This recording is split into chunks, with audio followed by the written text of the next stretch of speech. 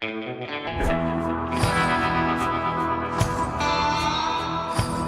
up and running, bro. Yeah, hey, how about that off the tailgate? Look at this. Look what I got. Look. Oh, he's got the orange shades on, folks. There it is. He brought them My out. wife told me they wouldn't polarized or something like that. That's all right. See, but so that's a camera or something. That's the camera. But yeah, I love it. I love it.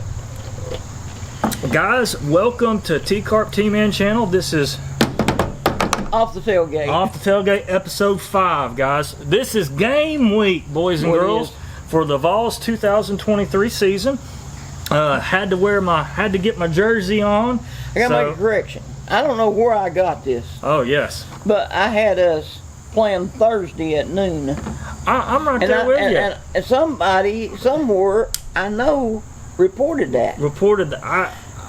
I don't know where you got it either, but you had me telling everybody that it was Thursday too. Well, I thought, man, it's the dumbest thing I ever seen. No, not at all. But I thought, why in the world would you have it midday on Thursday? I get what you're saying. I don't have a good answer for you. But so let's make a correction. So the game time is Saturday the 2nd. That's this Saturday. Right. It's at 12 o'clock Eastern time, so we fixed that. So if you're in the Central time zone, it's going to be at 11 o'clock y'all's time. So if you're in Nashville at the game, it's going to be at 11. So you need to get, if you try to get there at 11:30, the game's already started. Right. And then our folks in Memphis, it's going to be at 11 as well.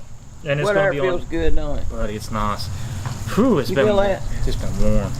Yeah, this feels great. I love that. So we've got a few things on our agenda for today. Steve, why don't you start us off? So we started off with the game time. What's on the agenda for us today? Well, we got new rules. I don't like rules. I don't either. I'm not a rule follower. No, I'm not a rule follower. I don't follow them too good. But we got new rules. So we always got to have new rules. What's the new rules? Well, one of them is timeouts. Okay. You can't take 2 consecutive timeouts. So is it saying like, okay, so let's pretend I'm going down the field and like I don't have the right play call, timeout. Okay, cool. We come out of the timeout and we got 12 men on the field. I can't call timeout again? Nope. Well, what about if I want to ice the kicker? If Alabama's going up there, I think that was why they cried about it. So let's say if Alabama's going and I'm call a timeout and I sit there and then he's about ready to go up and I'm gonna call another timeout. So there ain't no more icing the kicker. Ain't no more icing the kicker. So you can ice him one time and that's it. That's it. Now what you can do, well, I understand it, in concession. So if I'm on offense and I call timeout, and I go out there and you don't like what I've got, defense in, you can call timeout.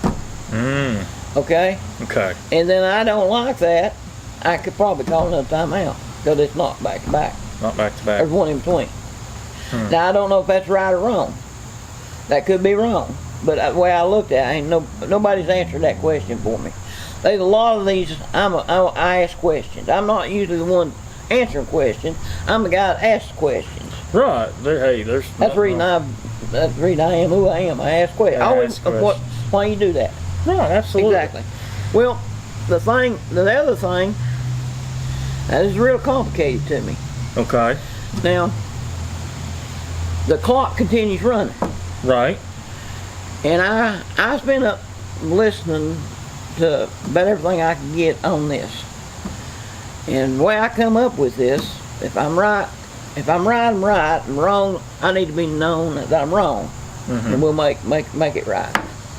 But the only time the clock can be stopped is a penalty, injury.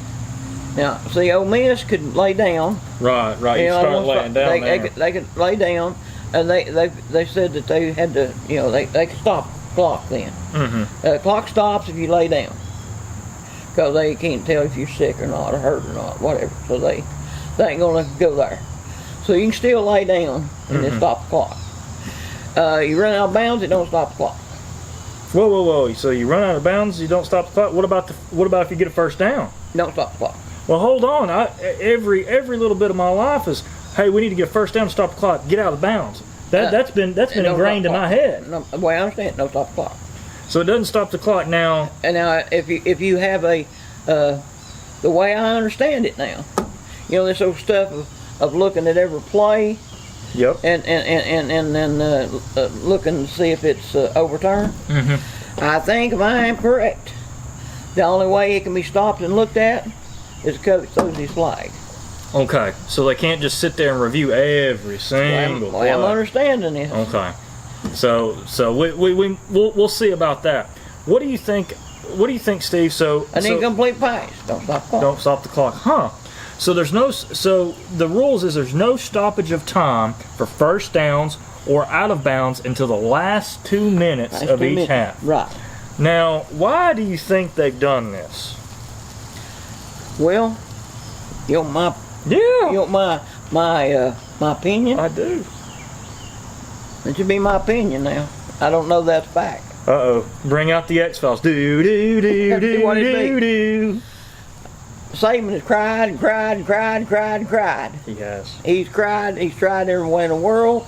They slow the offenses down. He's tried to make he made the time clock. Let's do the time clock. He's connived his way into something here. And I've reached out to some individuals that I've got a lot of confidence to, and asked the question, and they said that it had nothing to do with it. Okay. Okay. So it might just be me. Okay. But you know how I am on them conspiracy theories. So they said what I'm going to say had nothing to do with it. Okay. So it is, and it is not. I know that all of a sudden, Saban, he didn't like being fast offense. He wanted his defense to be defense and his offense to be offense.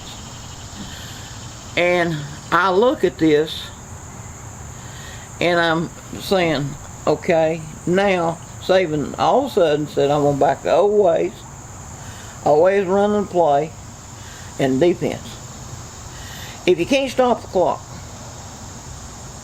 and we've seen this when you stop the clock. We've seen this happen where an offense just moved the chain, just grind it out.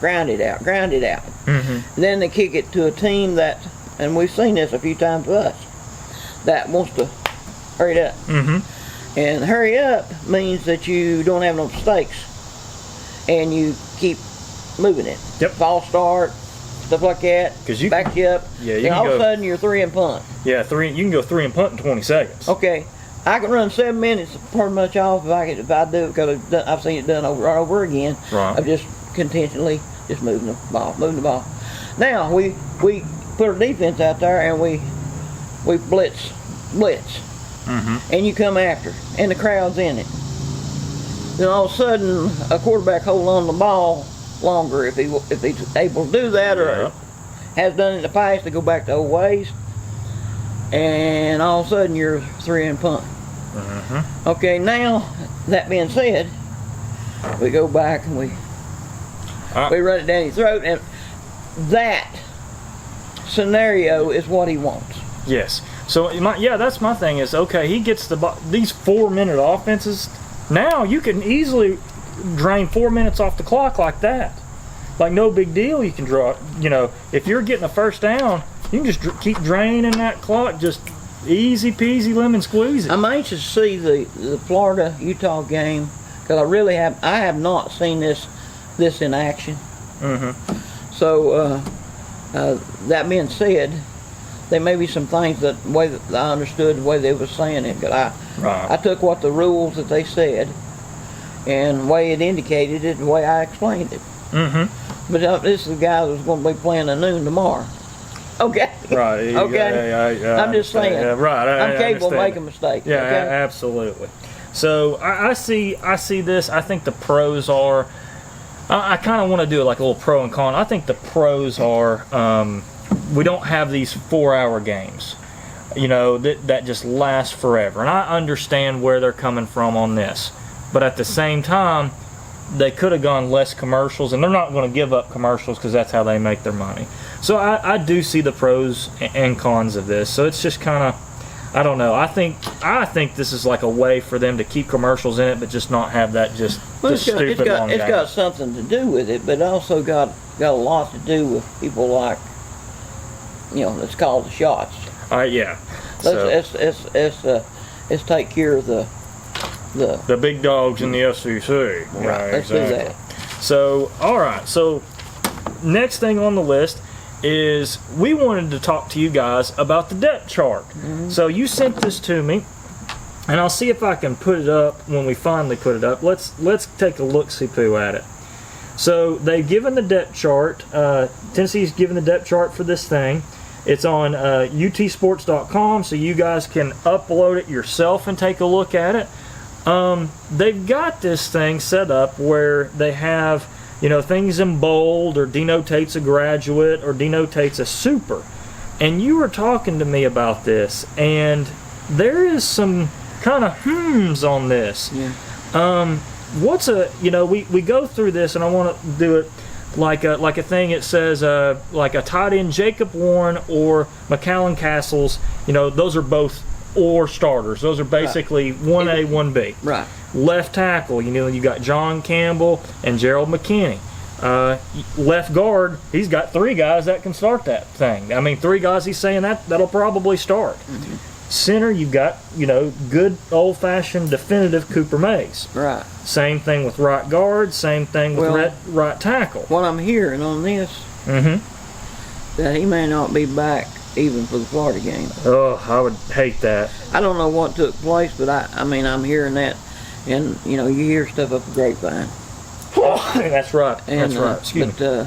So that being said, Well, we'll see what happens right. there. But with this depth chart, you can definitely see, they've got a lot of. Here's what I'm seeing. I'm seeing a lot of juniors and seniors, which is real good. But the offensive line is very fluid. Like it's there. A lot of people can play a lot of places. But you brought to my attention. Let's look at the wide receiver spot here. So you look at your first wide receiver. You've got in bold. You've got Brew McCoy, and then. That means your starter, and then not in bold you've got Chaz Nimrod. Okay, that's your redshirt freshman. So you know who the starter is, who's going to play that position. But then you get down to your second wide receiver. You got Squirrel White, who, Squirrel White makes some plays, doesn't he? Right, he did. It says Squirrel White or Dante Thornton Jr. Does that mean that Dante Thornton Jr. is just pushing them that much, or Squirrel White's not working hard? Like, what does this say to you as a coach? Because you understand how to play with that depth chart and what that means to players. Well, it's hard to, and you'll see that at the running back situation. You kind of you get down there at the running back, and then you got a senior that's listed above. You got Jabari Small, right? And Small, right. Who has been... Yeah. And so we got good running backs. Right, yeah, I think we got 4 of them that can tote the ball just fine. But everybody wants that... top spot. The top spot. And I think it's human nature. But seeing this, it shows me that there's some...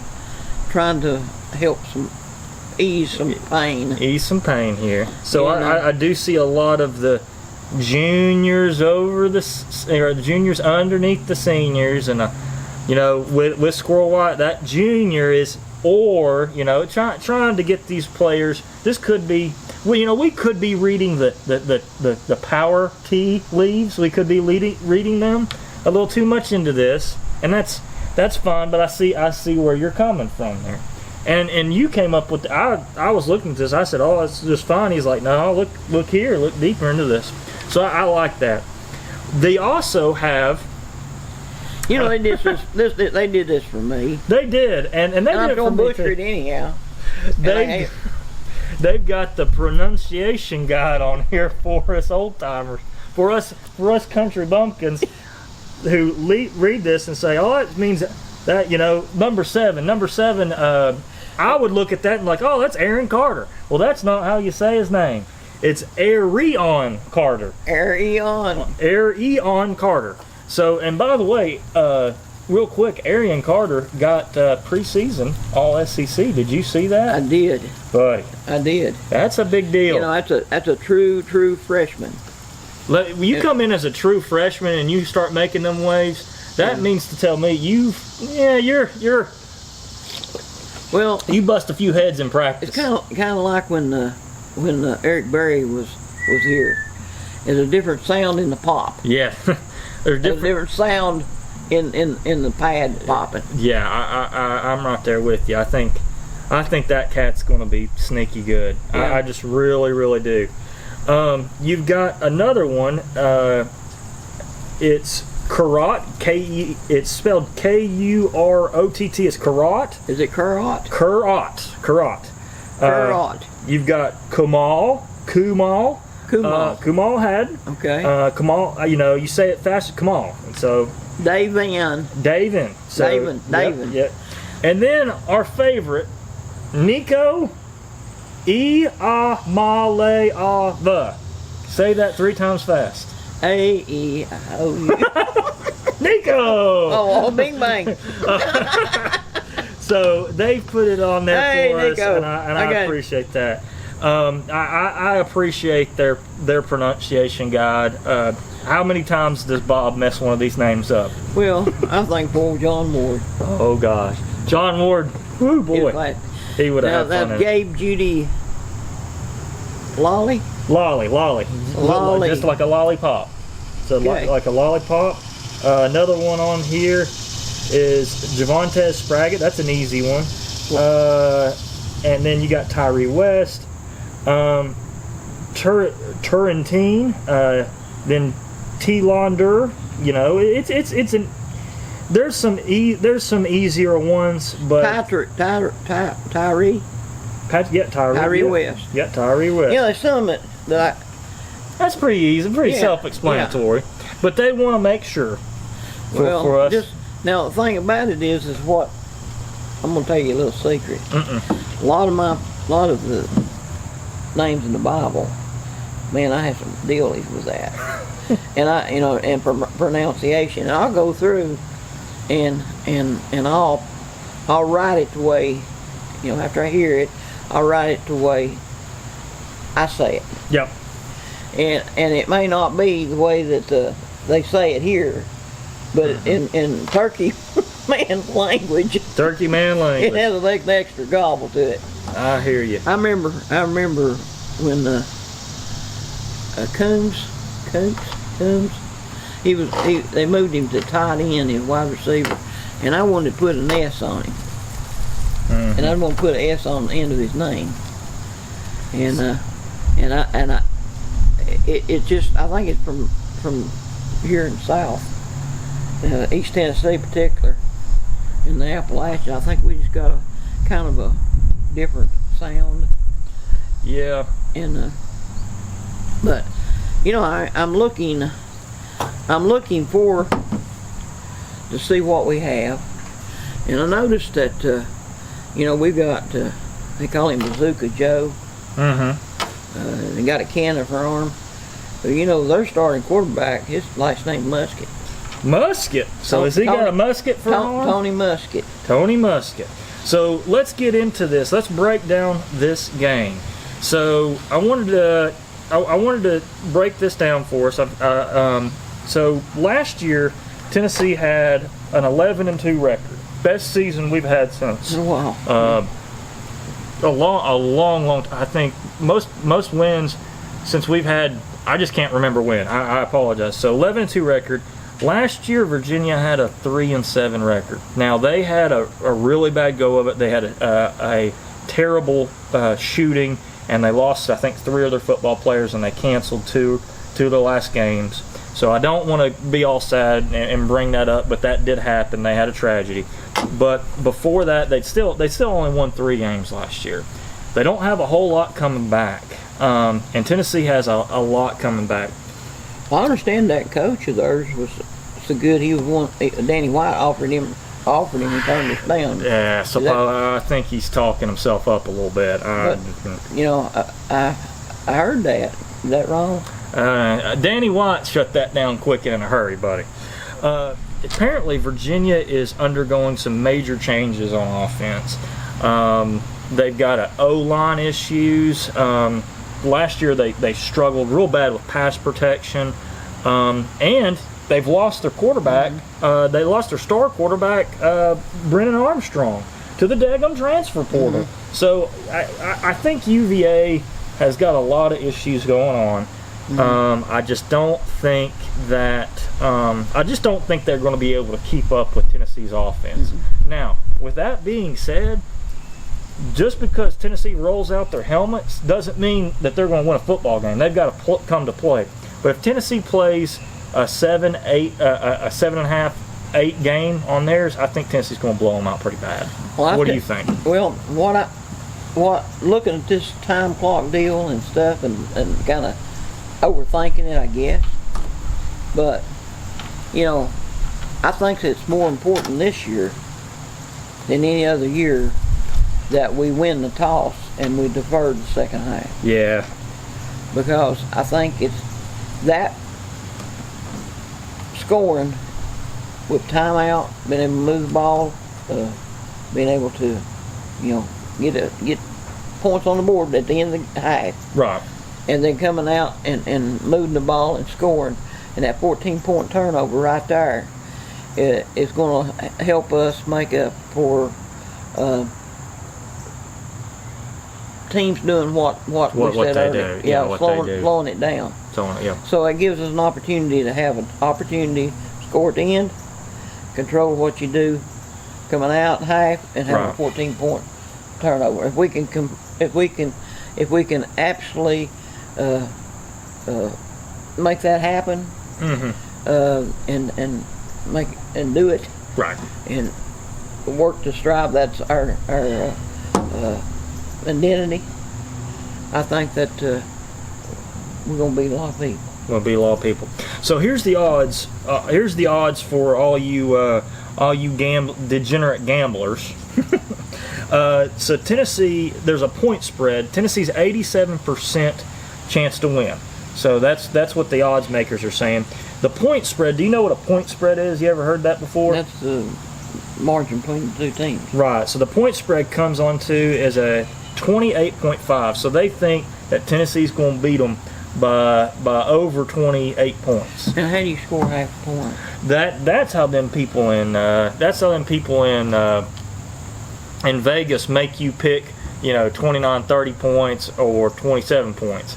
You can't pick over that 27, so they want you to pick 30. That's how they get an extra couple points in when they do that, something like that. So that's how they do it. The total points scored, they think Tennessee will the whole game will, both of them together is going to be over 57 points, 57.5 points. The money line is minus 1,000 for UT and UVA plus 1,100. So you got to bet a lot of money to make any money off this game. So yeah, that's kind of I just think that honestly, I think Tennessee, if they don't beat this team by 29, 30 points, it'd be bad. You obviously want to win, but you should be beating this team. Vegas and all the people want you to beat them by 28, 30 points. So by, what is that? At least 4 touchdowns. Mm-hmm. You're a 4-touchdown favorite. So how does that make you feel when everybody's saying that? Well, I think that we've got to be disciplined. Yep. I think more than any other year, we've got to not only not make mistakes, be disciplined, and we've got to be able to run the ball and run it efficient. Yep.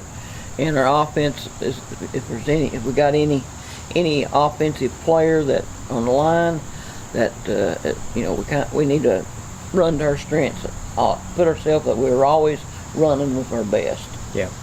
And